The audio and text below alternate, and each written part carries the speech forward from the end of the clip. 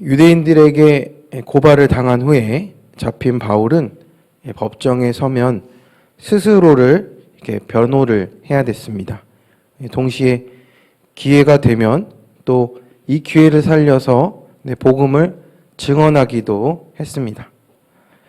이제 25장에서 보았듯이 바울은 베스도 총독 앞에서 이제 잘 논리정연하게 변호를 했고, 총독이 이제 또 유대인 고위층의 눈치를 보느라고 이렇게 위험한 상황이 될 것 같으면 이제 로마의 황제에게 상소를 해서 로마 법으로 보호를 받는 어떤 이런 지혜를 보이기도 했습니다.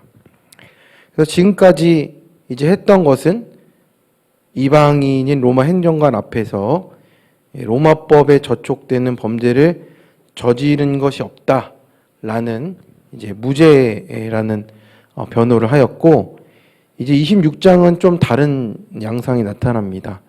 이제 유대인 통치자 아그리파 2세 앞에서 이젠 로마법이 뿐만 아니라 유대 종교법에 의해서도 무죄하다라는 것을 증거하기 위해서 이제 간증을 하는 장면이 나오는 겁니다. 그래서 앞쪽에 나온 간증의 내용과 또 26장에 나오는 이 강조점이 좀 다른 것을 우리가 볼 수가 있습니다. 이제 바울은 유대인들이 자신의 신앙 문제에 대해서 고발하는 것은 도대체 무엇 때문인가를 이제 깊이 파고들면서 변론을 이어가는 겁니다. 그래서 이제 법정에서 이야기하고 있다라고 잘 생각하시면 이 나중에 본문 읽어보시면 잘 이해가실 수 있습니다. 그래서 여기서 자신이 신문받는 이 문제의 핵심을 약속에 대한 해석과 구약에 대한 그런 해석과 기대의 차이라고 이렇게 설명을 합니다. 그래서 하나님은 유대인들의 조상과 언약을 맺으셨는데 그 약속에 대한 소망을 가지는 것이 잘못된 것이 아니고 이 밤낮으로 간절히 하나님을 받들어 섬기면서 얻기 원하는 소망이 한 가지 있다. 이렇게 강조를 하는 겁니다. 성도님들, 지금 이 유대인들이 그렇게 간절히 바라는 것 때문에 신앙생활을 했다고 하는데, 그렇다면 우리는 어떻습니까? 우리가 교회에 나오고 신앙생활을 하는 목적을 생각해 보셨습니까? 과연 성도님들께서는 왜 교회에 나오시고 왜 신앙생활을 하고 계십니까? 예수님을 안 믿는 분들은 상관이 없는데, 그렇다면 예수님을 믿는다고 하고 나는 그리스도인이다 라고 하는 경우에 왜 우리가 교회에 나오고 신앙생활을 하는지 생각을 해 보셨냐는 거죠. 만약 우리가 소망하는 바와 신앙생활을 통해 이루기를 원하는 것이 성경에서 가르쳐 주는 것과 다르다면 문제가 있지 않겠습니까? 그래서 우리는 나의 신앙의 본질이 무엇인가? 왜 신앙생활을 하는가? 내가 왜 하나님을 믿고 교회에 다니고 왜 성경을 읽고 기도하고 예배하는가? 이것을 잘 생각할 필요가 있습니다. 그래서 우리가 믿음이 요구하는 삶이 무엇인지를 오늘 조금 나누어 보려 합니다. 근데 바울은 이렇게 자기가 바로 이 소망, 구약 때부터 예언된 약속의 성취에 대한 기대와 믿음 때문에 이 고소를 당했다고 이제 아그리파 왕에게 호소를 하는 겁니다. 그래서 그 소망의 핵심이 무엇인가 한번 보면 8절의 말씀을 같이 읽어보겠습니다. 시작. 당신들은 하나님이 죽은 사람을 살리심을 어찌하여 못 믿을 것으로 여기나이까. 이렇게 자신이 무죄하다는 사실을 변호를 하면서 바울은 앞에서 이스라엘의 소망의 핵심인 부활 문제를 다시 한번 언급을 합니다. 왜 하나님이 죽은 사람 살리는 것을 못 믿을 것으로 여기냐, 이렇게 얘기하는 겁니다. 이게 단순히 죽은 사람을 살리는 문제가 아니라 전능하신 하나님이 죽은 사람을 살릴 능력이 있으신 것을 왜 못 믿느냐라고 이제 질문하고 있는 겁니다.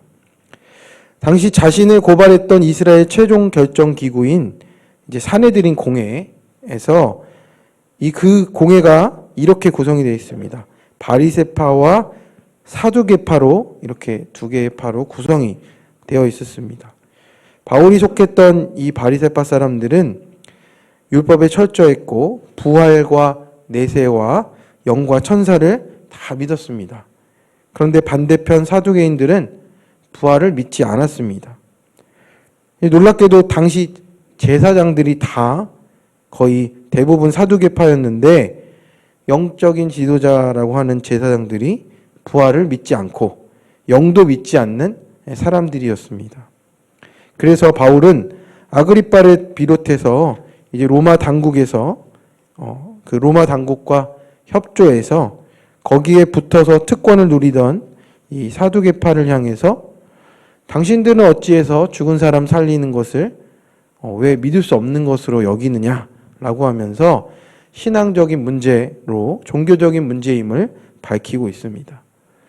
바로 이런 부분에서 바울이 자신이 전하는 복음의 핵심이 예수 그리스도의 부활이고 그것 때문에 이렇게 로마 총독의 법정에서 고발을 당하고 있다는 것을 보여주는 겁니다. 성도님들, 우리 예수 그리스도를 믿는 신앙의 핵심이 무엇입니까?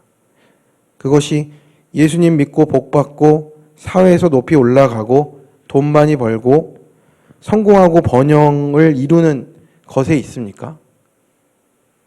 그렇다고 아니면 성경에서 알려주는 여러 가지 어떤 신앙의 체계나 교리 같은 그런 부분에 있습니까?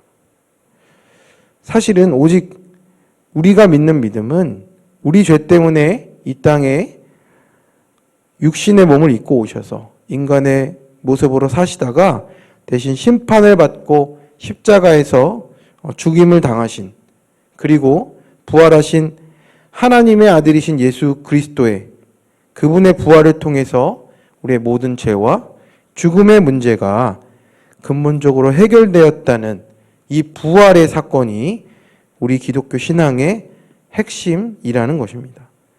내 소원의 성취, 내가 원하는 것의 이루어짐에 우리의 신앙의 핵심이 아니고 예수 그리스도의 그 부활하심이 우리의 삶을 어떻게 이끌고 어떻게 역사하고 계신가가 우리 신앙의 핵심이라는 겁니다. 그래서 예수님이 이 땅에 오셔서 죽으시고 부활하심으로 구원과 또 우리를 향한 복음을 완성을 하셨다라는 겁니다.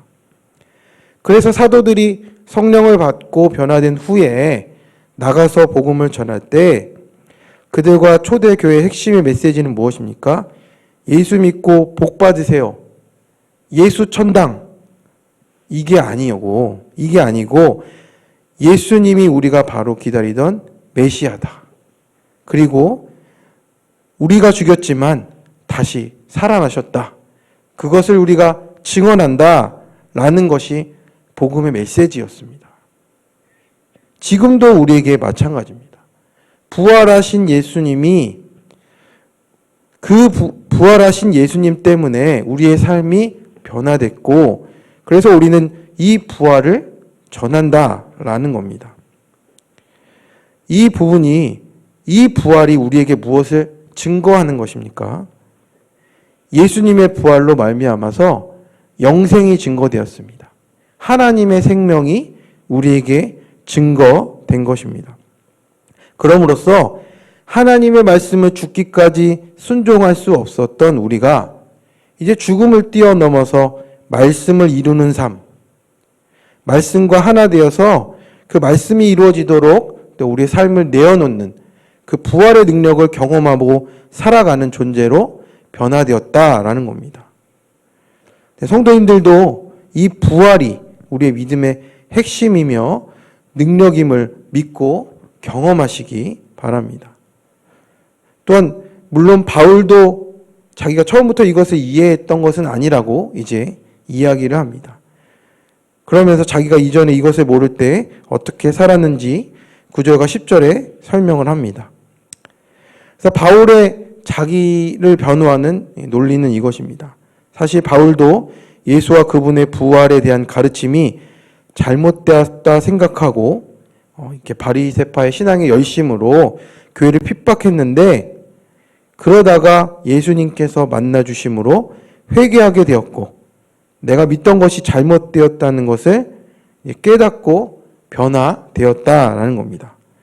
그래서 바울은 지금 그들 앞에서 변호를 하고 있지만 한편으로는 예수 그리스도를 증거하고 있는 겁니다.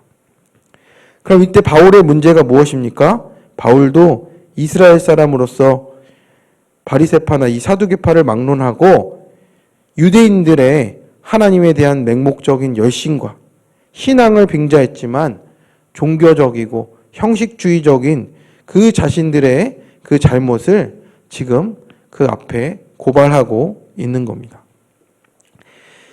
쉬운 얘기로 하면 이렇습니다. 이런 이야기를 한번 나눠보겠습니다. 어떤 유명한 목사님이 여기저기 집회에 잘 다니시는 분이었습니다. 한 번은 이제 연합집회 강사로 초청을 받아 갔는데 점심시간이 되어서 식사 대접을 받으셨습니다. 지역의 연합집회였는데 한 목사님이 오늘은 제가 냅니다 하고 이제 강사님을 모시고 다른 목사님들과 함께 어느 식당으로 갔다라고 합니다. 그런데 이 강사 목사님한테 뭘 드시겠냐고 물어보시는 게 아니고 그냥 데려간 겁니다. 그래서 어디 갑니까? 이렇게 물어보니까 목사님 가보시면 압니다. 그럼 대부분 어디를 가시죠? 네, 멍멍이를 먹으러 가는 겁니다. 그래서 도착해서 보니까 보신탕집이었습니다.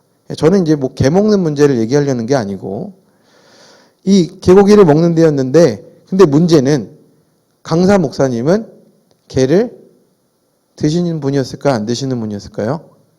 안 드시는 분이었던 겁니다.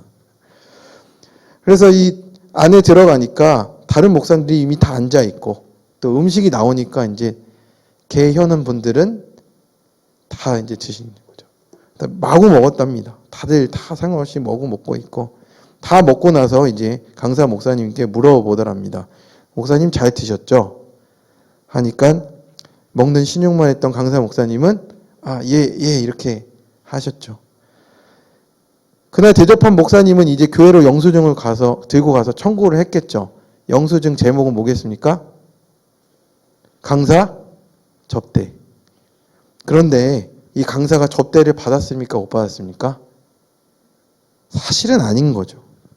본인들이 좋아하니까 시켜서 먹어놓고 강사님도 당연히 좋아하겠지 생각을 한 겁니다. 강사님은 좋아하지도 않고 먹지도 않는 음식이었는데 우리는 강사를 잘 대접했다라고 하면 이게 얼마나 어불성설입니까? 성도님들, 오늘 제가 얘기하는 것도 이런 겁니다. 우리의 신앙생활도 이럴 수 있다라는 겁니다.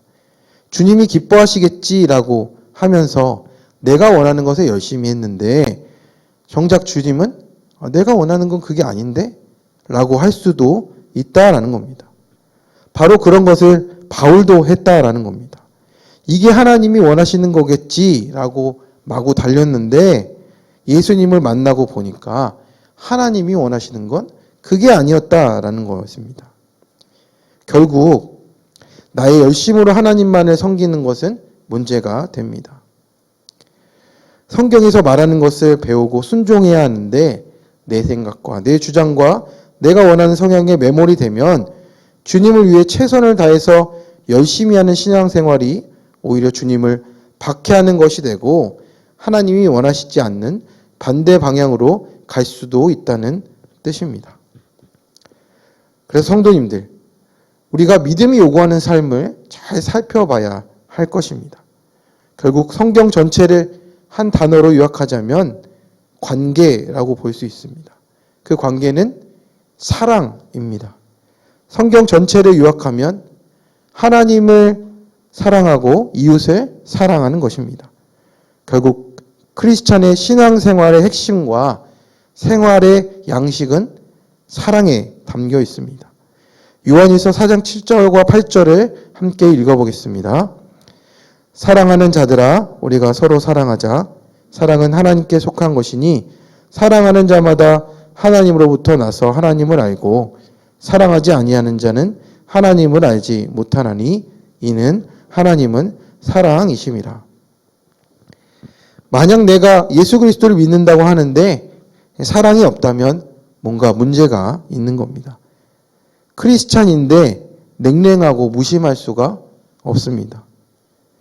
성도님들, 우리의 믿음은 내가 하나님을 위해 뭔가 열심히 하겠다는 내 열심이 아닙니다. 하나님이 정말 원하시는 것은 사랑이고 하나님을 사랑하고 그래서 내 주변의 이웃들에게 사랑의 삶을 살아가는 것이 우리 신앙생활의 핵심이고 믿음이 요구하는 삶이라는 것입니다. 그 사랑이 어떤 사랑입니까? 바로 예수님이 가르쳐 주시고 죽기까지 자기를 내어주신 그 사랑에 담겨 있습니다. 그 예수님의 사랑 때문에 우리도 하나님을 사랑하고 이웃을 사랑하는 것, 바로 이것이 크리스찬의 삶입니다. 성도님들, 오늘도 우리가 사랑하며 살아가야 할 이유가 여기에 있습니다. 오늘 예배당을 떠나는 순간부터 하루 종일 모든 순간마다 예수님의 사랑이 우리 안에서 역사함으로 하나님을 사랑하고 동시에 이웃을 사랑함으로 예수의 증인이 되며 부활의 능력으로 말씀을 이루며 살아가시는 우리 모든 성도님들 되시길 간절히 축원합니다.